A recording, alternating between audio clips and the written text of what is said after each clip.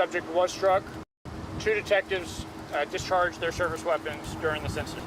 Medics responded to provide medical attention, and unfortunately, the subject was determined to be deceased on scene. No officers or other individuals from the community were injured during this incident. I think it's important to recognize that anytime an individual is shot, whether it's by the police or someone else, members of our community are impacted by this. That is not ignored by our department. It's also important to acknowledge that the officers who engage in this type of incident are also impacted in their own way. The next steps that will take place during this investigation is our critical incident response team. They are on scene investigating the criminal investigation regarding this matter, as well as our internal affairs unit is conducting a parallel and independent internal investigation as to what occurred. The Indianapolis Marion County Forensic Services Agency is on scene. Our detectives are attempting to locate forensic evidence, video evidence, speak with any witnesses who were in the area, and they've been successful in doing some of that already. The prosecutor's office is on scene. The Marion County Prosecutor's Office is on scene and is being consulted throughout this investigation. The officers involved will be placed on administrative leave, as is standard protocol following an officer-involved shooting. The Marion County Coroner's Office will respond when appropriate and identify the subject involved. Once proper notification is made, that information, that individual's identity will be made public. Chaplain's office and victim assistance have responded to assist in the community and to assist our officers and all persons involved in this incident.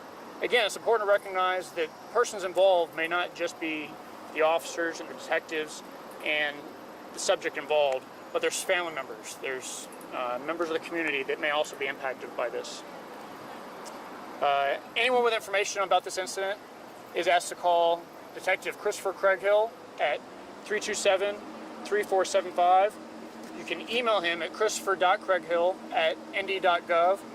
And if you want to remain anonymous, you can call Crime Stoppers at 262-TIPS. I'll take questions briefly. We'll tell you there will be no additional on-camera briefings after this. We will submit a written briefing to the media as well as to the public later on this afternoon. And then any questions anybody has from media, you can send those to us by email, and we'll incorporate that in an update that we would expect to be done tomorrow. Is there anything that I missed? Can you clarify he was armed? The suspect was armed in this case? Yes, the suspect was armed with a handgun, and the handgun has been located, and when appropriate will be recovered by the Indianapolis Marion County Forensic Services Agency. And neither of the detectives had body cameras on? That is correct. Neither of the detectives had body cameras. Our program rolled out last year, and during that program it was expected to be a process. Our primary focus was to ensure that all of our officers on the streets had body cameras, and that has taken place. We continue to attempt to locate other sources of funding through grants to continue to roll out those body cameras to other units, as well as using dash cams. There is video footage from inside the business. We don't know yet if that video footage captured this incident, but that is something that we're attempting to determine. Did the suspect fire any shots? That's too early in the investigation to determine. One of the challenges with these is our detectives are not able to immediately speak with the detectives who fired their guns. As they're involved in a shooting,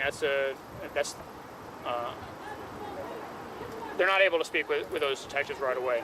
So at this point in the investigation, we usually rely on other forms of evidence, and we're still trying to gather that. How many people originally came on scene when this all started? How many officers were there? 2 fired weapons. How many were there in total? There were several on scene. I don't know the exact number that were on scene. As you can see, there's several that responded after that incident. And we're going to be here for several hours still, continuing the investigation, continuing to attempt to identify any evidence that we can locate. And we want to make sure we do this right. The community expects us to be transparent. We expect our agency to be transparent, and that's exactly what we're going to do. But we need to make sure that we get it right. We don't want to share information that's not accurate. To be clear, the incident started outside and moved inside, and that's where everything happened? Or? Well, to be clear, the officers encountered the subject outside and then followed him inside. Can you talk about the background of the 2 detectives who fired their weapons, how long they've been on the force, and then also background on the murder involved in the warrant? To clarify a couple things here. One, don't have the information on the number of years of service for the officers involved. That information we expect to be released after a security threat assessment is done to ensure that there's no threat to the officers. We expect that those names would be released after 5 business days. The subject involved is a 33-year-old male. He had a warrant for escape, which also included weapon offenses. That was from the Department of Corrections. We're trying to determine if the weapon offenses was the original charge, but he had a warrant for escape. He was also a suspect in a homicide. We can't go into the nature of what homicide that is because it is still under investigation, and we want to make sure that we don't release too much information about that investigation. Additionally, officers did observe the subject with a firearm, and they knew that he was a serious violent felon. Did he raise his firearm though? Did he pick it up? Did he point it at officers? Was there any threat to their life? So the subject was armed with a firearm. He was a serious violent felon. One of the things that we're going to work to determine, again, we haven't been able to speak with the officers yet involved, is whether or not he reached for the firearm, whether he raised the firearm. Those are all things that we expect to, we hope to determine during the investigation. Emotions were raw here. I mean, we heard people yelling, screaming, crying. We just heard people yelling again. Your message to the community as they process yet another officer-involved shooting here?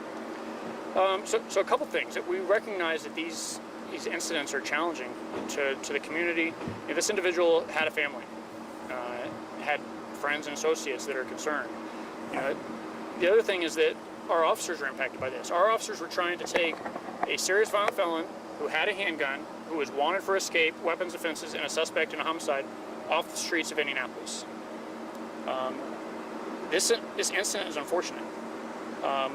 Hopefully we don't want our officers even have to try to attempt to locate a subject like this.